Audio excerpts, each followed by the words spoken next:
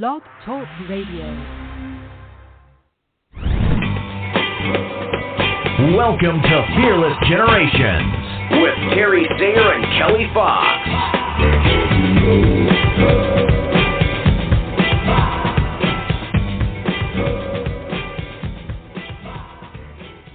Hello and welcome to Fearless Generations, 12 Steps to Freedom. This is Kelly Fox, and tonight we are continuing our discussion on Step 1, awareness. Tonight we're going to be talking about healing, the healing that comes from having awarenesses. So let me bring on my beautiful co-host, Terry Sayer. How are you doing tonight, Terry? I'm doing fantastic. Here in California, fall has finally come. So we had a beautiful day. We had some rain this morning and just a cool, beautiful day. I love the fall. Yes. Let's hope it lasts. Yeah, really. We have a great topic tonight, so let's get started. I think that with awareness comes understanding, and understanding or becoming aware that we did the best we could with what we knew at the time. And I know that we can have a tendency to look back on something with the awarenesses that we have currently and judge ourselves, on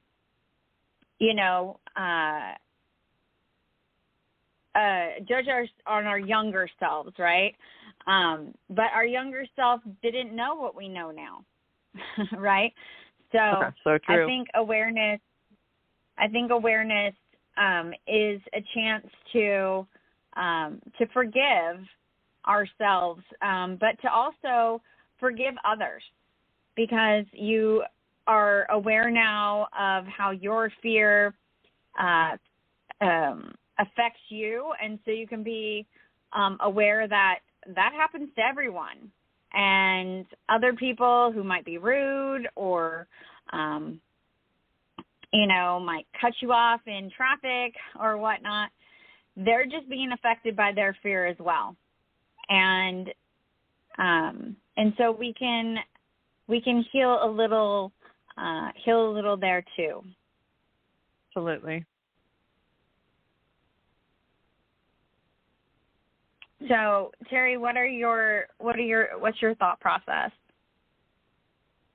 Well, I'm just thinking, when we talk about awareness and the process of becoming more aware, Kelly and I have been working on these steps for many years, and so our awareness grows every day. Moment by moment, we can grow in awareness if we're willing, and so just like she's saying, our awareness of our own growth, our own development of skills over time, our own ability to eliminate occasions in our life and to live in a land of intention where we're willing to practice those things that we want to be clear about and that we want to propel us forward, to keep us aware of our feelings, our thoughts, to keep us aware of our own innocence, and loving ourselves the way we are, doing what we can when we can, the best we can, and allowing others to do the same.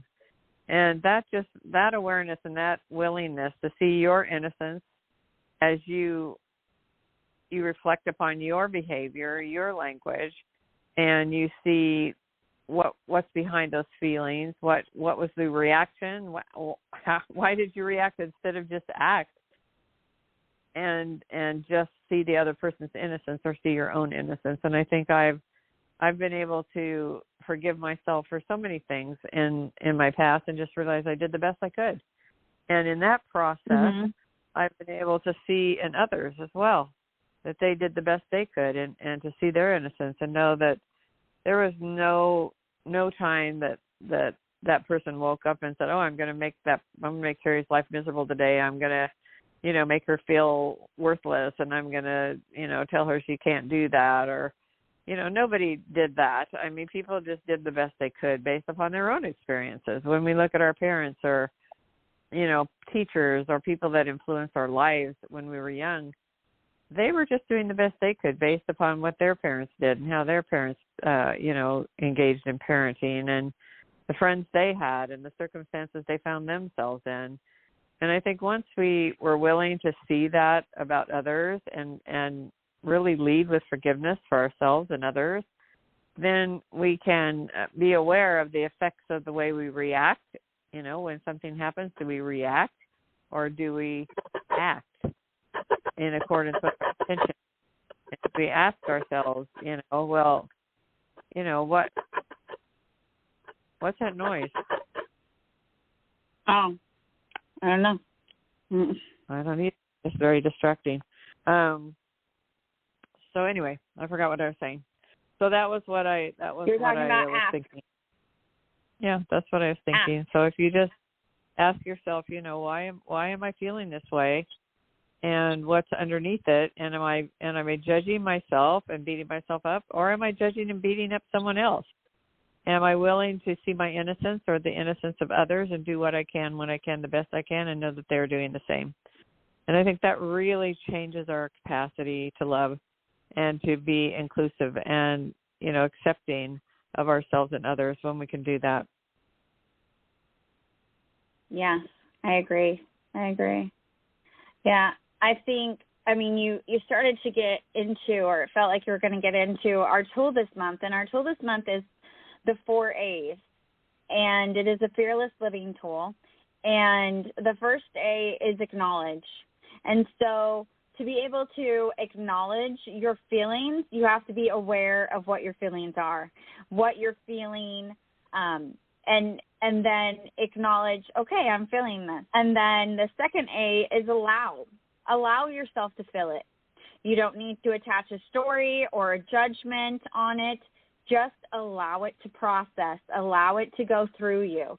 You're angry. Okay, you're angry. Process it. Don't say, oh, I'm a bad person because I'm angry. No, you're not a bad person. You're just angry. So let the feeling go through you. And then ask yourself, what am I committed to in this situation or in my life? What am I committed to? And then act on that commitment, not react, as Terry was saying, to the situation at hand, but act according to your commitments. And so that is the 4 A's. That is our tool this month. And I think that with awareness, it's a great tool because you're going to, as you go through this process, you are gaining more awareness. It is a process of gaining awareness. And so you're feeling happy. Say it's a good feeling. You're acknowledging that you're happy. And you're allowing yourself to be happy. Some people don't allow themselves to be happy. So you allow yourself to be happy. You ask yourself, what am I committed to? I'm committed to experiencing joy. I'm committed to, having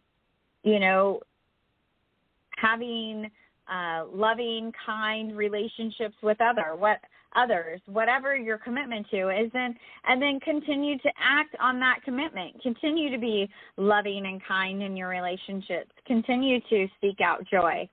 So it can be a process with a what you would call a good feeling, just as much as it can be a process with what you might consider a bad feeling. And it's all a process of gaining awareness around those feelings. We have this client that when she started working with us, she only really had like 5 basic feelings. And so through this process, she was able to become aware of the differences between her feelings and gain more feelings or awareness around more feelings so that she could do this process even more in depth because she had more feelings that she could acknowledge and she could process. And I think that it's a great awareness to be able to identify the feelings that we're having and the differences between them, because angry and upset could mean the same thing, but they could feel a whole lot different. So really getting down to the nitty-gritty of the feelings and really clarifying the difference between upset and angry and furious. What are the differences between those? How do they feel different? Those are all great awarenesses to have. Yeah, I think we were talking, I think it was just the other day, I can't remember what day it was, maybe it was Saturday. We were talking with some clients, and I guess it was Friday, and how much they appreciated the feelings list that we had sent them, because I know I was a teacher for a long time, and little kids really don't have much of a vocabulary about feelings, and they're either happy, sad, that's really about the extent of how they can express their feelings. So I always try to teach them vocabulary in order to express how they're feeling. And I think there are a lot of adults who don't have a lot of vocabulary for feelings. So there's a lot of great feeling lists you can get by looking up on Google, or, just look up feelings list. There's a lot of feeling wheels that will take like anger and then expand vocabulary to include all of the different varieties of anger, just like Kelly was just talking about. Anger can be frustration. It can be hurt. There's so many things that anger can be. And just being able to then be aware, this is what I'm feeling and this is how I'm feeling, and allow that feeling to go through you. And sometimes it's just as easy as taking a deep breath and saying, visualizing, or even taking your hands and pushing this feeling through you and out your toes. And the more you can do that, and with less intensity, and it just helps you to have those feelings. You're able to be aware. You can let them go through you sooner, but sometimes you hang on to them, and that's okay too. Just so you're aware that you're hanging on to that feeling, and what is that feeling doing to you? Is it empowering you, or is it disempowering you? And if it's disempowering you, then, really, really allowing yourself to meditate, whatever it takes for you, because we're all different, to allow that feeling to go through us, to pray, to meditate, to take a walk, whatever it is, pause, go to the gym, whatever it is to help you get that feeling through you, because feelings are not good or bad. They're just feelings. But they can be feelings that empower you, or they can be feelings that disempower you. They can be feelings that aid in your relationships with others, or they can deter your relationships with others. So, it's that awareness of what is this feeling? How is it showing up? What are my thoughts? What are my words? What are my actions while I'm having this feeling? And if you're happy, you want to keep that feeling, right? If you're feeling joy, I was telling somebody, I was on a Zoom call, and I was sharing a celebration, something that had made me feel really happy the day before. And I said, it just may sound like a little thing, but my family, 3 of my daughters and 2 of their husbands were at this event that I was working at. And I looked over, and they were sitting all together, and they were laughing together, and they just seemed to be enjoying each other's company. And I said, I just had this overwhelming feeling of gratitude and joy. And I said, so I love that feeling, and I've held on to that feeling all last night, and it's my celebration for this morning, is that I was able to observe that and feel that joy and gratitude for that moment in time. And so that's an example of a feeling I wanted to hang on to, right? And it's just, feelings are feelings, and they can either empower you, disempower you, help you communicate, or block your communication, help you to move forward, or block you. So it's that ability to be aware of what is this feeling bringing up for me? What's behind that feeling? Sometimes it takes a while to process all of that, and just allowing yourself that time to process that feeling. And if it's a feeling that's disempowering you or blocking you from joy, letting it go through you and let it out. Just let it go. And those feelings that just make your heart swell, hold on to those feelings. And those feelings can empower you to move forward. Yeah. I was a part of that So that was kind of interesting. I was one of the daughters, and we were having fun. And those are moments that I cherish as well. You know, as adults living in our own homes, you know, we don't have a lot of moments with our siblings, nor would I probably want to go back to when we all lived together. But no, me neither. But it's fun when we can have those moments and we can joke around, but we can also, you know, Terry might not have witnessed, but we also had moments where we were supporting each other with challenges that we're experiencing right now, and we were offering each other support, and those are special moments as well, the ones that we're laughing and the ones where we're feeling concern and love for each other, and how can we support each other through our challenges. And I think that that's part of life, where we can laugh one minute and, you know, be deeply concerned the next, but still be full of love for each other. And, you know, those moments don't always come around, and they're moments to cherish and to celebrate as well. So I love that you brought that up, because I may not have even thought about it again, even though it was, looking back on it, those are moments that I do cherish. So, you know, I posted today, Sarah Love is someone that I follow. She created a love calendar. If you'd like to know more about that, let us know in the Facebook group, and I can get you her information. But I also get a daily email from her, and I posted the daily email today on Facebook, so go check it out. I'm Kelly Sayre Fox on Facebook.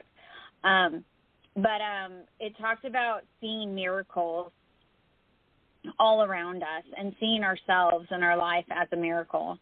And I think that that's another way that we can look at life and be more aware of what's going on.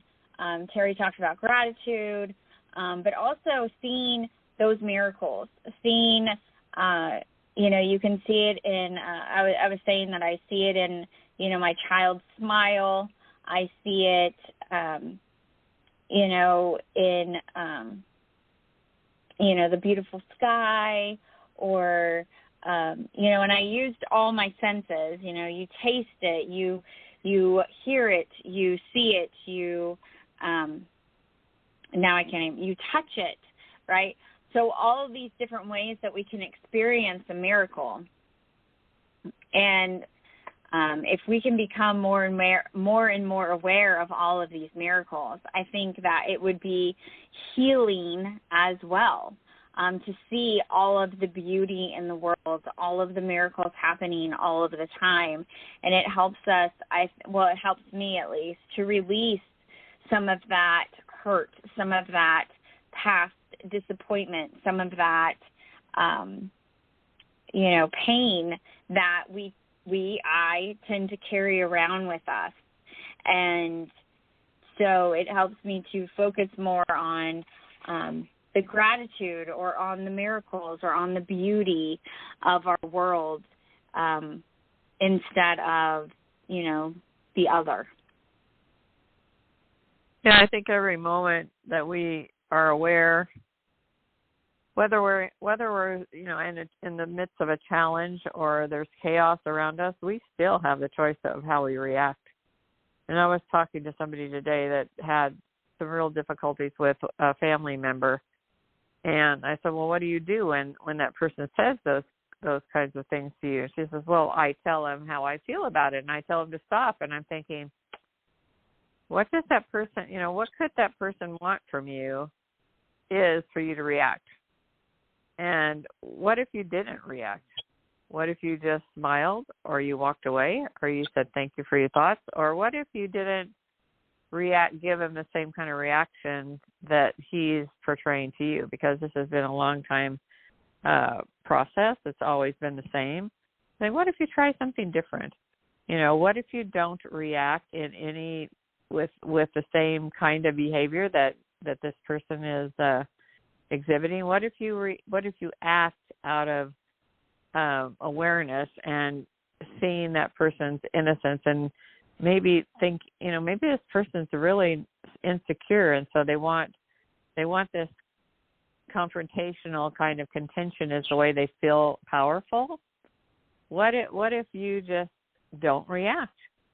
I said, what do you think would happen if you were aware that it brings up these feelings to you of, getting upset and wanting to stay back and, continue the confrontation and demand that this person stop? I said, how does that make you feel? And I said, how do you want to feel in your relationships with this person? I said, you have control over that. Nobody makes you feel anything other than your own reaction and your own thoughts. And I thought, man, I wish I always thought that way.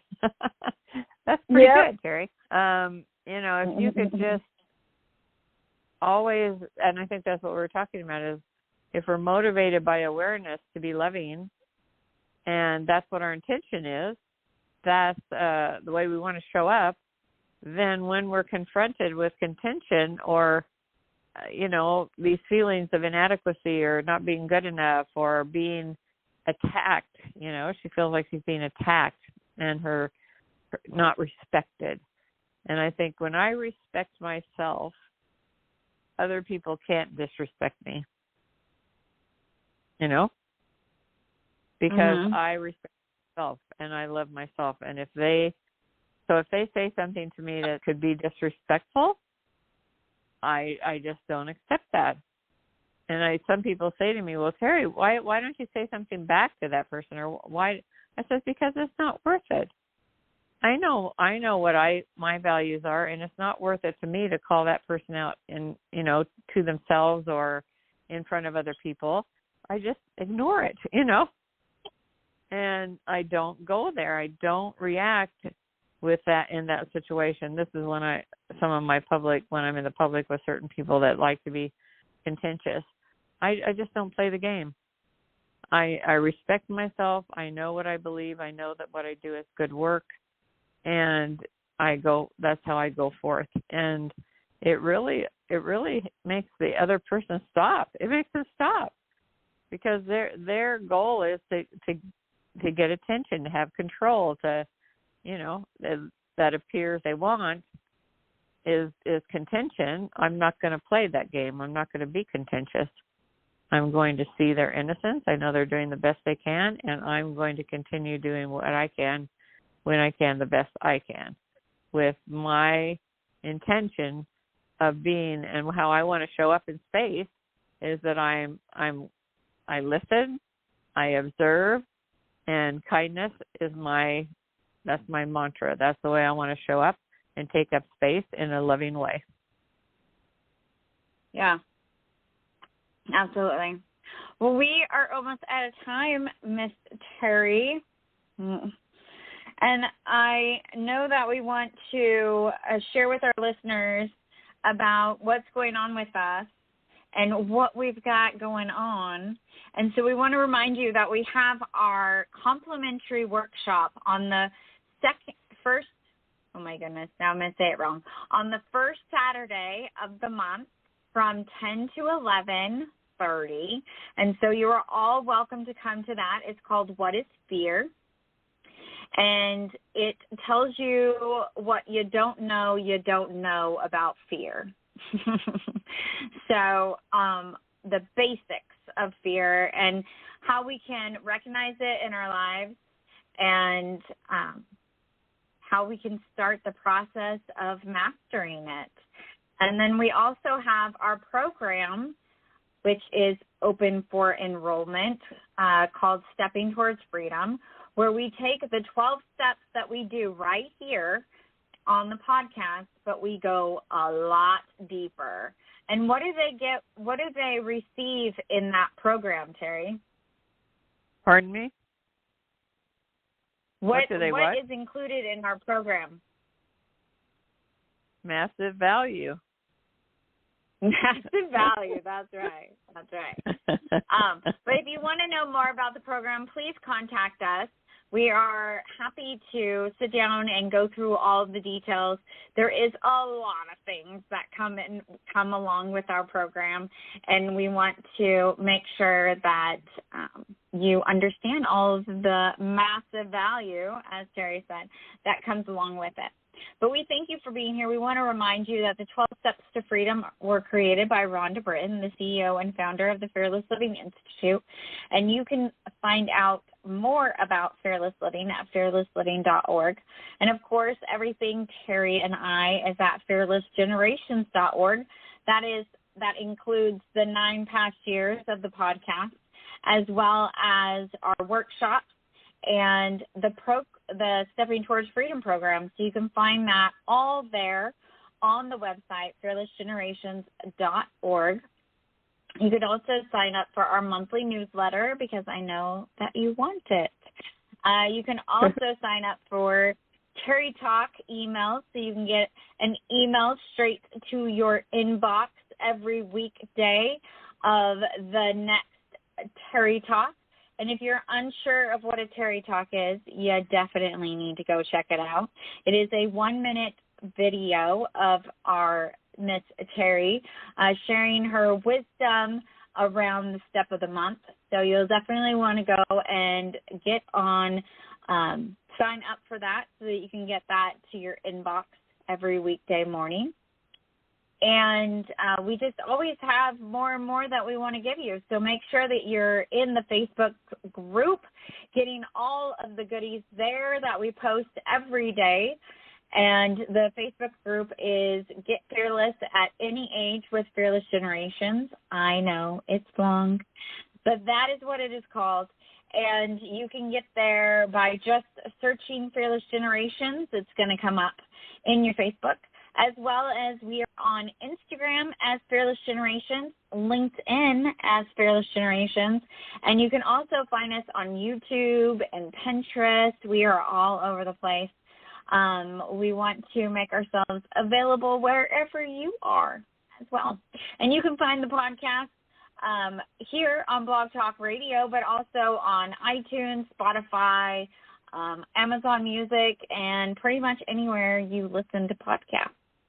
So please pass the word around, share us with your friends so that we can get even more people learning about these tools and these steps that we love to share with you.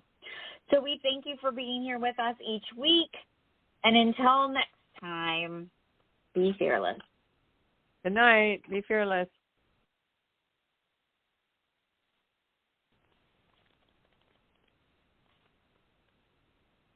This is the story of the one. As head of maintenance at a concert hall, he knows the show must always go on. That's why he works behind the scenes, ensuring every light is working, the HVAC is humming, and his facility shines. With Grainger's supplies and solutions for every challenge he faces, plus 24/7 customer support, his venue never misses a beat. Call quickgrainger.com or just stop by. Grainger, for the ones who get it done. Check out the all-new Abcal Rockin' Ranch. More space, more excitement. Coming up, June 1st, Queen Tribute, Kings of Queen. June 15th, Journey Tribute, Faithfully Live. June 22nd, Prince Tribute, Prince Again. Plenty of free parking and a full-services bar. VIP tables and seating available on a limited basis. Bring a lawn chair, food trucks on site. Visit AbcalRockinRanch.com for tickets and more details. Minutes from Fresno, Abcal Rockin' Ranch, the hottest party in the valley.